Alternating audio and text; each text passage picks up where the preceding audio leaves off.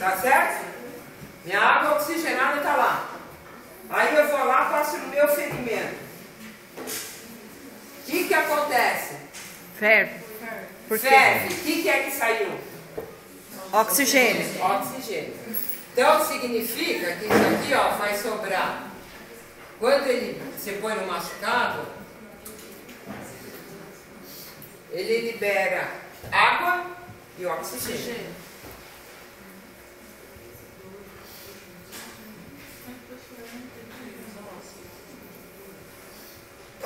Só se eu pensar o que? Aqui eu tenho 2 átomos de oxigênio, tá? E aqui eu tenho 3.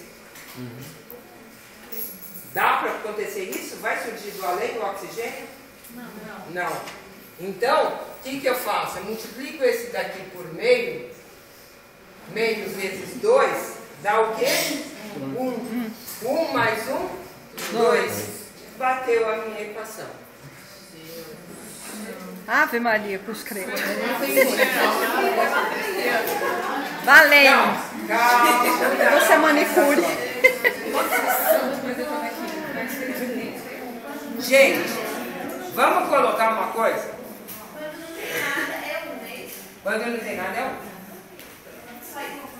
1. O número sempre emitido é 1. Porque o 1 vezes qualquer coisa dá o próprio número.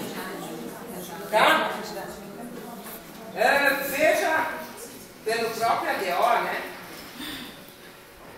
Isso aqui, em qualquer língua, é água oxigenada, oxigênio e água. Tá? Em qualquer língua, qualquer idioma. O que vocês estão muito aflitos é o seguinte. O que eu estou demonstrando aqui é para você ver o grau da coisa como vai ficando. Preta. Negra. Tá? Cabeludo. Por isso que eu falei assim, eu não quero ninguém fazendo ADO, não quero ninguém fazendo outra matéria. Por quê? Porque depois, chega no final do semestre, tá? Ferrou. Eu tive experiências de pessoas que faziam outras coisas na sala de aula. E eu falava assim, acho melhor você não fazer, porque você não vai se enrolar em uma matéria, você vai se enrolar em 2. Tá? E foi dito e feito. Chegou no final do semestre, eu falei, sinto muito, mas você está reprovado.